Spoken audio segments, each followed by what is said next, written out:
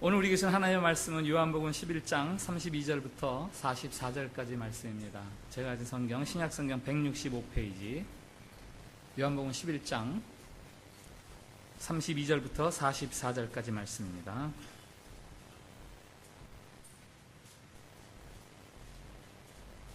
신약성경 165페이지 요한복음 11장 32절부터 45절까지 말씀 봉독할 때에 살아계신 우리 하나님의 음성으로 들으시기 바랍니다. 마리아가 예수 계신 곳에 가서 배웠고 그 발 앞에 엎드려 이르되 주께서 여기 계셨더라면 내 오라버니가 죽지 아니하였겠나이다 하더라. 예수께서 그가 우는 것과 또 함께 온 유대인들이 우는 것을 보시고 심령에 비통히 여기시고 불쌍히 여기사 이르시되 그를 어디에 두었느냐 이르되 주여 와서 보옵소서 하니 예수께서 눈물을 흘리시더라. 이에 유대인들이 말하되 보라 그를 얼마나 사랑하셨는가 하며 그중 어떤 이는 말하되 맹인의 눈을 뜨게 한 이 사람이 그 사람은 죽지 않게 할 수 없었더냐 하더라. 이에 예수께서 다시 속으로 비통히 여기시며 무덤에 가시니 무덤이 굴이라 돌로 막았거늘 예수께서 이르시되 돌을 옮겨 놓으라 하시니 그 죽은 자의 누이 마르다가 이르되 주여 죽은 지가 나흘이 되었음에 벌써 냄새가 나나이다. 예수께서 이르시되 내 말이 내가 믿으면 하나님의 영광을 보리라 하지 아니하였느냐 하시니 돌을 옮겨 놓으니 예수께서 눈을 들어 우러러 보시고 이르시되 아버지여 내 말을 들으신 것을 감사하나이다. 항상 내 말을 들으시는 줄을 내가 알았나이다. 그러나 이 말씀하옵는 것은 둘러선 무리를 위함이니 곧 아버지께서 나를 보내신 것을 그들로 믿게 하려 함이니이다. 이 말씀을 하시고 큰 소리로 나사로야 나오라 부르시니 죽은 자가 수족을 배로 동인 채로 나오는데 그 얼굴은 수건에 쌓였더라. 예수께서 이르시되 풀어놓아 다니게 하라 하시니라. 아멘. 샬롬. 샬롬. 예, 우리 옆에 분들하고 같이 축복의 인사를 나누십시오. 하나님께서 우리를 정말 사랑하십니다.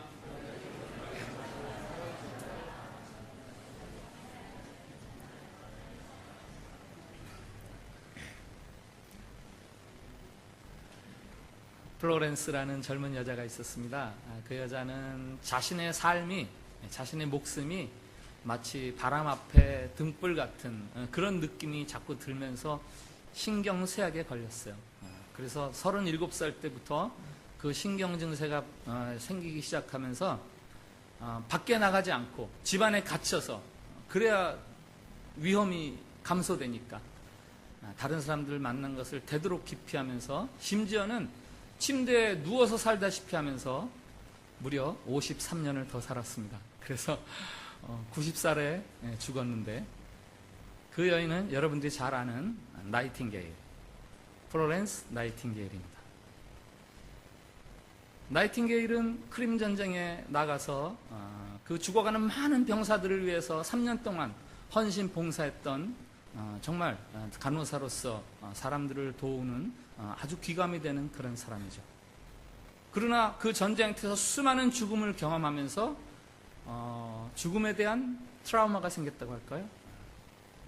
불안감이 생기는 거죠. 나는 언제 죽을까? 그래서 사람들을 기피하고 그렇게 53년을 집안에 갇혀서 살다가 90살에 죽었습니다. 죽음을 좋아하는 사람은 없죠. 누구든 죽음을 피하고 싶어하고 그래서 운동도 하고 뭐 보약도 먹고 혹은 다이어트도 하고 그러나 죽음을 피할 수 있는 사람은 없습니다. 돈으로도 권력으로도 죽음을 피할 수는 없습니다. 사상이나 철학으로 죽음을 피할 수 없고 혹은 윤리나 과학, 지식 가지고 죽음을 피할 수 없죠. 그런데 이 죽음을 극복하는 이야기가 있습니다. 그것이 바로 예수 그리스도의 이야기입니다. 복음서에서는 예수님이 죽은 사람을 살리는 3번의 경우가 소개되고 있습니다. 먼저 마가복음에서는 야이로의 딸을 살리시는 이야기가 소개되고 누가복음에서는 나인성의 과부가 외아들이 죽어서 장례를 치르다가 그 아들을 살리시는 이야기가 소개되고 요한복음에서 오늘 우리가 읽은 11장에서 죽은 나사로가 살아나는 이야기를 소개하고 있습니다. 이 세 이야기를 하나로 묶어서 보면은 아주 흥미로운 이야기를 발견할 수 있습니다. 야이로의 딸은 어린 소녀였어요. 그리고 그 아이는 예수님이 그 자리에 도착했을 때 방금 죽었습니다. 나인성의 과부의 아들은 청년입니다. 그는 이미 죽은 지가 몇 시간이 지나서 더 이상 살아날 가능성이 없음을 알고 장례를 치르는 중이었어요. 그리고 오늘 본 나사로는 성인입니다. 그는 이미 장례를 치러서 나흘이나 지난 그런 상태였습니다. 여자냐 남자냐, 어린아이냐 어른이냐, 아니면 죽은 지 얼마나 되었느냐, 이런 거에 상관없이 예수님은 어떤 죽음도 다시 살려내시는 분이시다라는 게 복음서가 소개하는 이 세 가지 예수님이 죽은 자를 살리시는 이야기를 종합해서 우리가 할 수가 있습니다. 성경은 죽음을 이기시는 예수님의 생명의 능력에 대해서 매우 입체적으로 우리에게 소개를 하고 있습니다. 예수님이 말씀하시죠. 나는 부활이요 생명이니 누구든지 나를 믿는 자는 죽어도 살겠고 무릇 살아서 나를 믿는 자는 영원히 죽지 아니하리니. 그 다음 말이 중요하죠. 그 다음 말 혹시 기억하세요? 이것을 내가 믿느냐? 이것을 내가 믿느냐? 나는 부활이요 생명이다. 이것을 네가 믿느냐? 여러분 믿으십니까? 예수님께서 부활이시오 생명이심에 대해서 여러분들이 믿으십니까? 하나님이 세상을 이처럼 사랑하사 독생자를 주셨으니 이는 저를 믿는 자마다 멸망하지 아니하고 영생을 얻게 하려 함이니라. 예수 그리스도를 통해 보여주시는 하나님의 사랑은 우리를 멸망시키는 것들을 멸망시키는 거예요. 우리를 죽게 하는 것을 죽게 하시는 것입니다. 죽음에게 사망 선고를 내리는 것, 그게 바로 예수 그리스도를 통해서 우리에게 보여주시는 하나님의 사랑이요 하나님의 능력인 것입니다. 요한은 그의 복음서에서 예수님이 행하신 표적을 7가지를 소개하고 있어요. 요한복음은 7이라는 숫자고 대단히 친숙한 문서입니다. 예수님이 많은 기적을 행하셨는데 그중에서 특별히 뜻있는 거 7가지. 그 다음에 예수님에 대해서 예수님이 하나님의 아들이십니다, 예수님에게 영생의 말씀이 있습니다 하고 예수님을 구주로 영접하는 자의 고백을 7명의 고백을 모아놨어요. 그리고 예수님께서 나는 빛이다, 나는 양의 문이다, 나는 생명이요, 나는 부활이요 생명이다 하는 예수님의 나는 뭐뭐뭐뭐이다, 헬라어로 에고 에임이라고 그러는데 영어로는 I am이라는 거예요. 그 말씀을 7말씀을 두고 있습니다. 오늘 우리가 보는 죽은 나사로를 살리는 표적은 7가지 표적 중에서 맨 마지막 소개하는 표적이에요. 여러분들이 어느 책을 기술하는 사람을 생각해 보세요. 배열을 하겠죠. 맨 마지막에 뭘 배열합니까?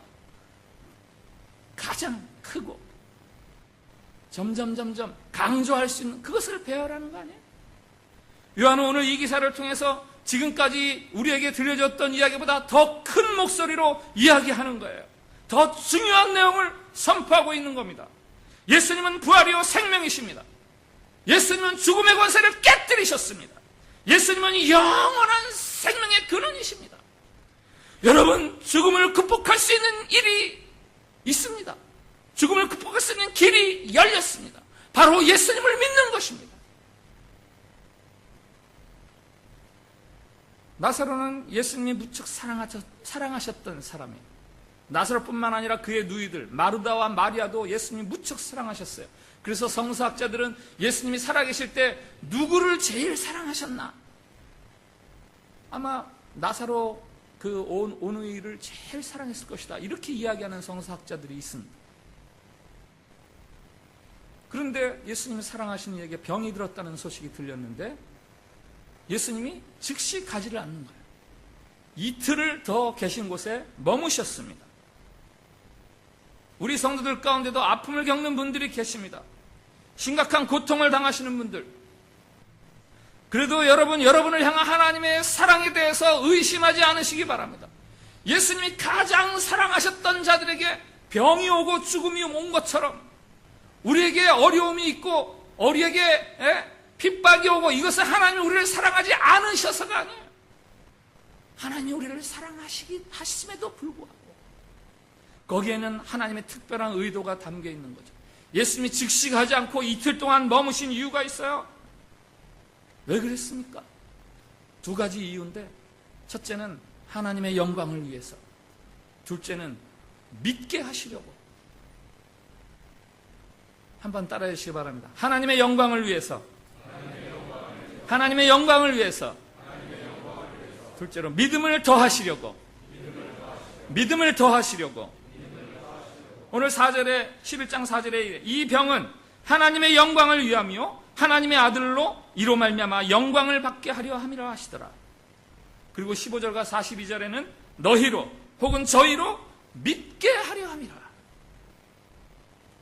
영광을 위해서 우리가 믿게 하시려고. 예수님은 나사로의 죽음을 통해서 사람들이 부활이요 생명이신 예수님을 믿게 하고 하나님의 영광을 나타내게 하시려고 일부러 이틀을 지체하셨어요. 이 이틀은 마리아나 마리아에게는 어떤 시간들이었을까요? 상상을 한번 해보십시오. 예수님에게 사람을 보냈습니다. 빨리 와서 오라비가 죽게 되었으니, 죽을 병에 걸렸으니 빨리 와서 좀 어떻게 좀 해주십시오. 그리고 이틀을 기다리는데 어떻겠어요? 주님이 와서 고쳐주실 거야 하는 기대감. 왜 이렇게 늦게 오시는 거야 하는 원망. 오라비가 결국 죽었을 때는 주님이 여기 계셨으면 내 오라비가 죽지 않았을 때 하는 불평, 낙심. 오늘 마르다가 예수님을 보자마자, 마리아가 예수님을 보자마자 그러죠. 주님께서 여기 계셨더라면 내 오라비가 죽지 않으셨겠나이다. 이 이야기를 그 언니 마르다도 똑같이 얘기해. 다른 장소에서 다른 시간에 예수님 만나서 예수님이 여기 계셨으면 내 오라비가 죽지 않았을 것입니다. 이게 무슨 이야기입니까? 둘이서 서로 얘기하고 있었던 거예요. 예수님만 여기 계시면 우리 오빠가 살아날 텐데. 혹시 여러분의 기대나 소망에 비해서 하나님이 너무 천천히 움직인다고 생각 들지는 않으십니까? 하나님의 시간표가 너무 더디다. 그것은 바로 하나님의 영광을 나타내기 위해서, 그리고 그 일을 통해서 여러분들의 믿음을 더하시기 위해서 하나님이 그렇게 하시는 거예요. 예수님의 오늘 이틀을 지체하시면 특별한 의도가 있는 겁니다. 그 이틀 동안 예수님이 거기서 무슨 할 일이 있어서 이틀 동안 머무신 게 아니야. 거기에 대해서는 아무 언급이 없어요. 예수님은 이틀 동안 기다리신 거예요. 기다리신 거예요. 기다리는 일을 하신 거예요. 여러분이 바라고 소원하는 일들이 너무 지연되고 있습니까?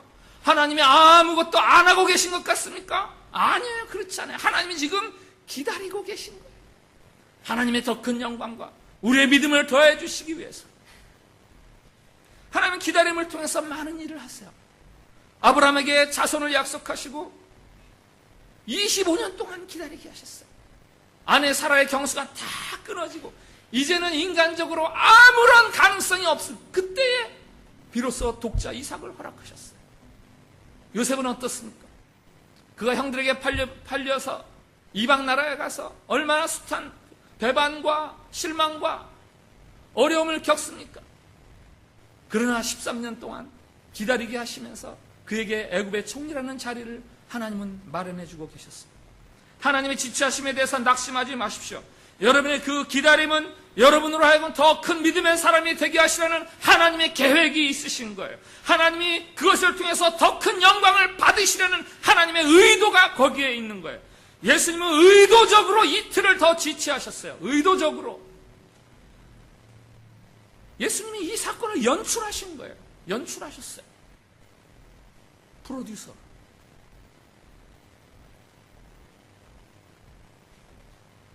예수님이 의도하신 영광이란 무엇입니까? 죽게 내버려 두고 죽은 다음에 살려야 병든 자를 고치는 것보다 더 큰 능력이 나타나서 더 큰 영광을 받으려고, 그래서 그 죽기를 기다리신 겁니까? 그 죽은 자를 살리시는 큰 능력을 통해서 더 큰 영광을 받으시려는 겁니까? 아니에요. 예수님께서는 이 일을 통해서 자기 자신의 죽음을 계획하고 계세요. 바로 십자가에서 자기가 이제 온 인류의 죄를 대해서 죽는 것, 그것을 계획하고 계신 거예요. 죽은 나사로가 살아나는 이 사건의 결과에 대해서 요한이 이렇게 우리에게 소개를 하고 있습니다. 53절에 보니까 이날부터 그들이 예수를 죽이려고 모의하니라. 이날부터 유대인들이 예수를 죽이려고 모의를 시작하더라. 이 사건을 계기로 해서 유대인들이 예수님을 죽이려는 적극적인 계획이 세워지기 시작하는 거예요. 왜? 더 이상 그를 놔뒀다가는 다 그를 믿을 것 같아요. 예수님이 이루신 가장 놀라운 표적이 있다면 그것은 십자가에서 자기 자신의 목숨을 내어놓는 거예요. 십자가는 예수님의 가장 최종적이고 최절정이고 최고봉인 그런 사건입니다. 표적입니다. 이 십자가 사건의 길목에 바로 나사로의 죽음이 있는 거예요. 나사로의 다시 살아남이 있는 겁니다. 나사로를 살리심은 십자가 사건의 결정적인 계기가 되었어요. 예수님은 나사로를 살리심으로 자신의 생명을 내어주기로 작정하시는 거예요. 나사로가 병들었다는 소식을 듣고 말씀하시죠. 이 병은 하나님의 영광을 위해서, 그 아들의 영광을 얻게 하기 위해서, 죽은 자를 살리려는 큰 능력을 보이겠다라는 것이 아니라 바로 십자가 사건을 염두에 두고 하시는 말씀이에요. 죽은 나사로를 살리셨다는 것만으로도 영광을 받으실 수 있지만 그거보다 더 큰 아들로서 영광을 얻게 하는 사건이 있는데 그것은 바로 자기 자신의 죽음이에요. 초대교회 신자들은 이 예수님의 영광에 대해서 이런 찬송을 드렸어요. 예수님이 십자가에 죽으심으로 하나님이 그를 지극히 높여 모든 이름 위에 뛰어난 이름을 주사 하늘에 있는 자들과 땅에 있는 자들과 땅 아래에 있는 자들로 모든 무릎을 예수의 이름에 꿇게 하시고, 초대교회 성도들은 예수 그리스도의 죽음을 향해서 그렇게 이야기하는 거예요. 그가 죽음으로 말미암아 하나님이 그를 다시 부활시키시고 그의 부활로 말미암아 하늘에 있는 것들과 땅에 있는 것들과 땅 아래에 있는 모든 것들이 그에게 무릎을 꿇으며 그를 주라고 고백한다.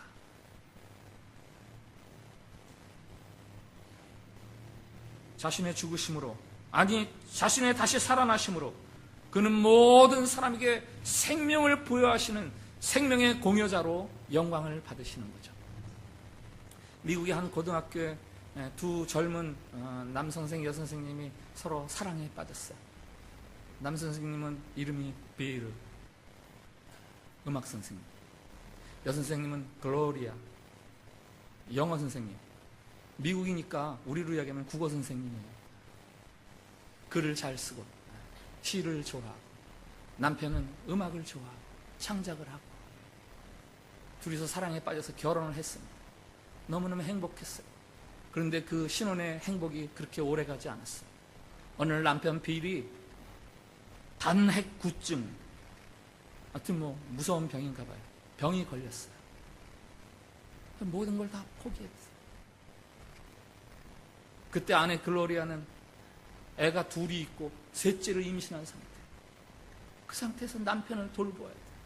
더더군다나 그 즈음에 그 가정을 향해서 악성 루머가 주변에 막 퍼지면서 사람들이 막 그 가정을 비난하고, 상상이 되십니까? 그 상황이?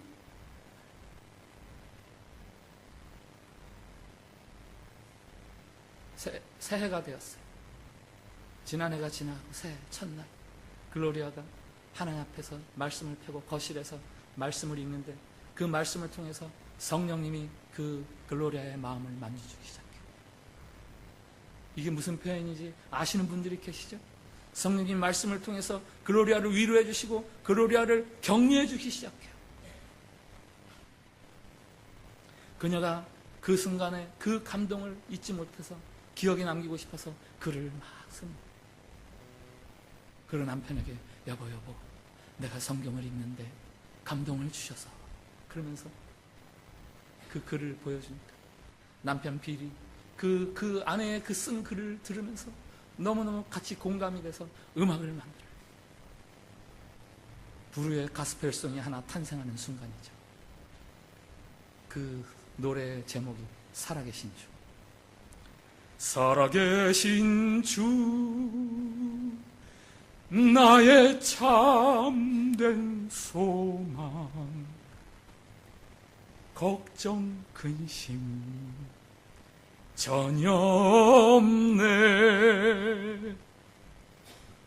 사랑의 주, 내 갈 길 인도하니 내 모든 삶의 기쁨 늘 충만하네. 살아계신 주. 근데 이게요, 원 제목을 보니까 의역을 많이 했더라고요. 원래 영어 시를, 그 글로리아가 쓴 영어 시를 보니까 뭐 제가 영어 못하지만 더 좀 이렇게 다가와서 오늘 영어를 좀 소개시켰어요. Because he lives, I can face tomorrow. 왜냐하면 그가 살아계시니까 내가 내일을 향해서 바라볼 수 있습니다. Because he lives, all fear is gone. 왜냐하면 그가 살아계시기 때문에 나의 모든 두려움이 다 사라집니다. Because I know he holds the future. I know가 한 번 더 있는데 왜 지었죠? Because I know he holds the future, and life is worth the living just because he lives. 왜냐하면 그가 나의 미래를 붙들고 계시고 내 삶이 살만한 가치가 있다는 것을 알기 때문에, 다만 그가 살아있다는 그것 때문에. 예수 그리스도는 죽음에 억눌린 모든 인생을 위해서 자기 목숨을 내어주시고 하나님은 그를 다시 살리셨으며 그의 부활로 말미암아 모든 죽음을 직면한, 죽음이 뭡니까? 이 세상의 모든 고통과 고난과 아픔과 어려움을 다 모아서 정점을 이루는 게 죽음 아닙니까? 그 죽음에 압박당하는 모든 사람들을 자유롭게 하시기 위해서 하나님께서 예수 그리스도를 통해서 그렇게 일을 하신 것이죠. 살다 보면 육체의 질병이 우리를 감옥에 가둘 수 있습니다.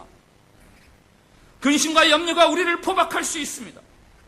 우리를 괴롭히고 두렵게 하는 모든 것이 정점을 이루어 죽음이 내 앞에 있다 할지라도, 그러나 그 죽음조차도 우리를 억압할 수 없게 하는 게 바로 예수 그리스도를 통해서 우리에게 보내주시는 하나님의 선물인 거죠. 요즘에 이슬람의 극렬단체 IS가 세상을 아주 골치 아프게 하고 있어요. 어젠가 오늘 아침에도 보니까 영국 기자를, 영국 그 자원봉사단을 참수시켜서 그 비디오를 공개를 해버렸다. 2007년 혹시 기억나시는지 모르겠어요. 한국의 분당 샘물교회가 아프가니스탄에 단기 선교를 갔는데 탈레반에 의해서 단체로 인질로 잡혔죠. 그때 억울하게 죽임을 당한 두 사람이 있는데 그 중에 먼저 죽임을 당한 사람, 배형규 목사님. 그때 당시에 42살. 그들이 인질로 잡혔을 때 배 목사님이 이렇게 이야기했대요. 이들이 자신들의 협상을 유리하게 하기 위해서 혹시 우리 가운데 한두 명을 시범적으로 죽일지 모르겠다. 아마 죽일 때는 공개적으로 죽일 것이다. 그때 내가 죽겠다. 그 말을 듣고 그 팀의 최고 연장이었던 유경식 전도사님, 당시 55세. 유경식 전도사님이 그랬대요. 내가 목사님보다 13살이 많고 나는 살 만큼 살았으니까 내가 먼저 죽죠. 배영기 목사님이 그랬답니다. 전도사님이 어디서 목사 자리를 넘보시려고 그래요?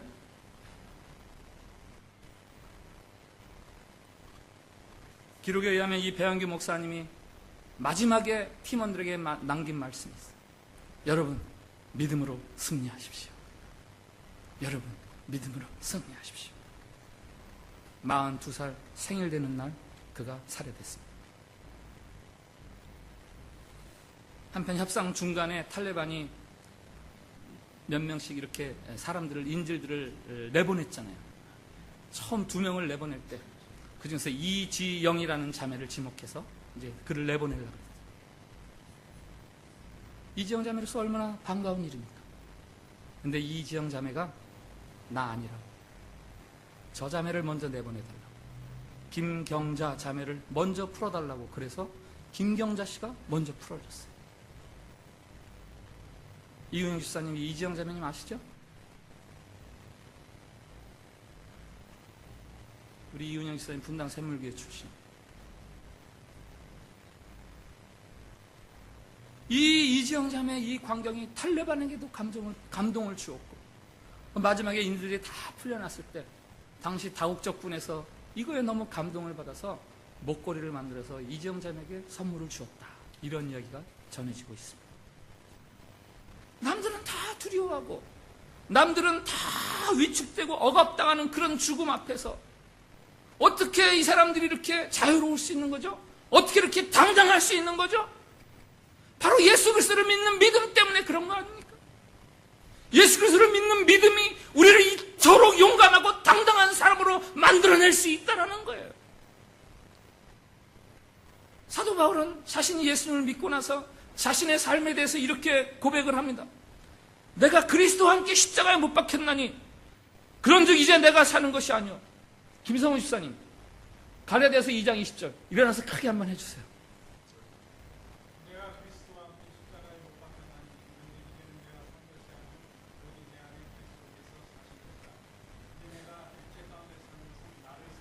사랑하사 나를 위하여 자기 몸을 버리신 그리스도를 믿는 믿음 안에서 사는 것이다. 아멘. 예, 아니 뭐 이거 제가 열흘 전에 가르쳐줘가지고 외워두세요. 이런 거 아니에요. 김성우 집사님하고 얘기하면은 1시간 만에 한 번씩 이 구절이 나와요. 내가 그리스도와 함께 십자가에 못 박혔나. 이제 내가 사는 것이 아니라 내 안에서 그리스도께서 사시는 것이야.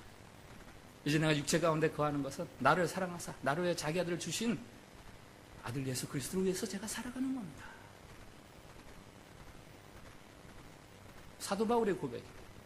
자신이 예수님을 구주로 믿었을 때 자신이 이미 죽었다. 난 이미 죽었다.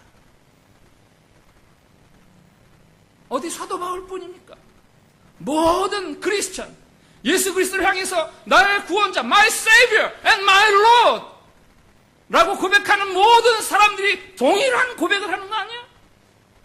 예수 그리스도의 십자가를 통해서 이미 우리는 다 죽음을 경험한 사람들. 더 이상 육신의 고난이나 육신의 죽음이 우리를 어떻게 얽매이지 못합니다.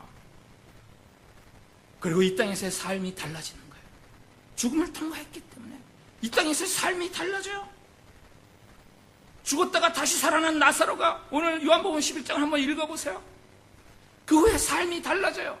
그가 막 자기의 살아남에 대해서, 자기 안에는 생명에 대해서, 예수님에 대해서 막 자랑하는 거예요. 그래서 그 일로 인해서 유대인들이 예수님을 죽이려고 그러는 거예요.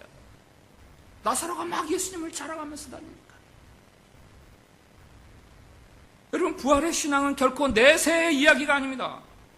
내가 어떤 미래를 기대하느냐에 따라서 내 현재의 삶이 달라지는 거예요. 부활과 영생을 믿는다면 우리는 이 땅에서의 문제에 대해서 보다 의연하고 보다 당당하고 남다를 수 있는 사람들이에요. 서울의 장석교에서 제가 전도사 시절에 청년 사역을 했는데 한 300~400명 될까요? 그 중에서 가장 잘 웃고 가장 행복해 보이는 청년 한 명만 짚어라 그러면 제가 남두천이라는 청년을 생각하게 됩니다. 그처럼 항상 웃어요. 입이 스마일 막 침이 줄줄 흐를 정도로 항상 다른 사람에 대해서 칭찬하고 뭔 일이 일어나면 그래서 긍정적으로 해석하고 격려하고 위로하고. 그 청년은 지체장애, 상급 지체장애. 원래는 건강한 대학생이었어요. 대학에서 조경을 전공하던 건강한 청년이었어요. 근데 교회 친구가 이사한다 그러니까 그 이사를 도와주려고 교회 청년들끼리 차를 타고 가다가 교통사고가 생겼어요. 죽음이죠. 3명이 그 자리에서 죽었어요. 남두천 청년은 혼수 상태에 빠졌어요. 일주일 동안. 거기서 겨우 살아났는데 이제 지체 장애가 돼가지고 반쪽을 거의 못 쓰죠. 나머지 반쪽도 불편하죠. 예수 그리스도는 수많은 사람들을 그 자신의 사랑과 그 자신을 내어주심으로 인해서 이렇게 변화시켜갑니다. 골판지에 쓴 간증들. 앞에는 내가 이런 사람이었습니다. 지금은 예수 그리스도 말만 하면 이렇게 바뀌었습니다. 여러분들 뭐라고 쓸 수 있으십니까? 뭐라고 쓰고 싶으십니까? 예수님을 만나면 인생이 변화돼요. 예수님을 만나면 인생이 변화돼요.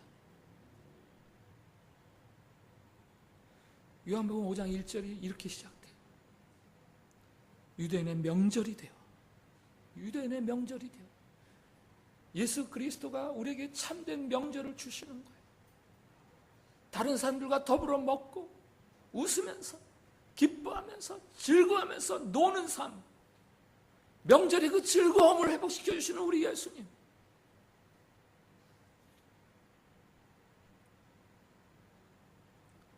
미우라 아야코라는 일본 작가를 아시죠? 빙점, 이 질그릇에도 길은 여기에 90여 편을 쓴 일본의 대표적인 기독교 작가인데 학교 시절부터 13년 동안 폐결핵하고 척추 장애로 인해서 꼼짝 못하고 누워서 생활하던 사람. 얼마나 삶이 저주스러웠겠어요. 그러다가 예수 그리스도를 그가 알게 됩니다. 예수 그리스도를 믿는 청년 사랑의 고백을 받게 됩니다. 그러면서 그가 회복이 일어나고, 그래서 이제 문학적인 재능을 가지고 사람들에게 많은 영향력을 미치고, 그가 이런 고백을 합니다. 나는 건강을 잃었지만 그리스도를 만났고 남편을 만났고 하나님을 만났습니다. 그가 남긴 여러 삶의 에피소드들인데 그 중에 하나만 소개하겠어요. 남편 직장 생활하고 어떻게 좀 가게에 도움이 될까 해서 가게를 하나 냈어요. 근데 웬일인지 아무튼 친절하게 했겠죠. 잘 되는 거예요. 사람들이 막 너무 와서 물건을 많이 사주는 거예요. 어느 날 퇴근 시간에 남편이 왔어요. 남편이 합니다. 옆 가게들은 텅텅 빈는데 우리 집에 손님이 넘치네. 그 말이 미국과 아야코에 들렸어요. 어떻게 반응했겠습니까? 아유 신나, 내가 너무 잘하는가 봐. 그런 게 아니라 그 다음 날부터 사람들이 꼭 찾는 물건을 하나씩 자기 물건에 놓질 않는 거예요. 예를 들면 라면은 내 가게에 놓질 않는 거예요. 라면 사러 오면 아우 죄송합니다, 라면을 미처 준비 못했는데 저 옆에 가게 가면 라면이 있습니다.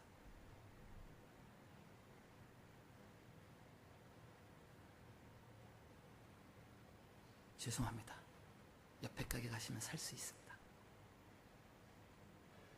이게 그리스도 안에서 새로운 생명을 누리는 자의 여유로운 모습이죠. 오늘 세 번째, 열등감에서의 자유. 다른 제목을 하면 우월감에서의 자유. 다른 사람을 경쟁의식으로 경쟁 대상으로 인식하고 날마다 전쟁하듯 살아가는 우리들의 삶에서 예수 그리스도의 사랑이 우리를 자유하게 하시면서 너그럽고 사랑하면서 사랑받는 즐거움 속에서 그렇게 살아갈 수 있게 해주십니다. 그 예수님을 여러분들이 만날 수 있길 바랍니다. 기도하겠습니다.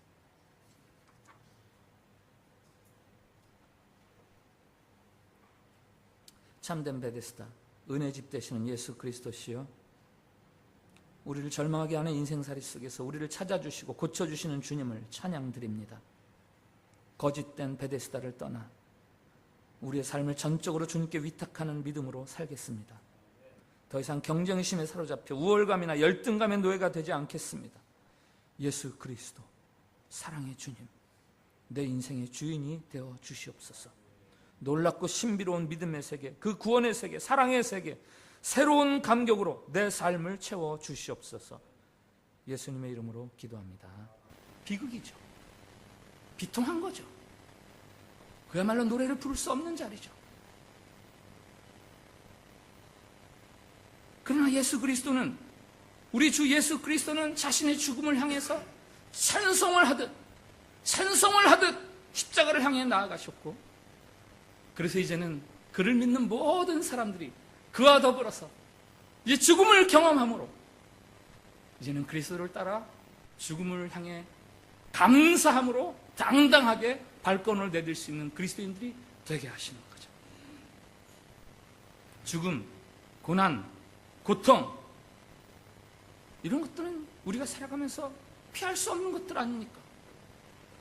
그러나 그것들 앞에서 우리의 태도, 우리의 자세는 달라질 수 있는 거예요. 적어도 예수 그리스도를 믿는다면 그렇지 못한 사람들과는 그것들 앞에서의 태도가 달라져야 되는 거죠.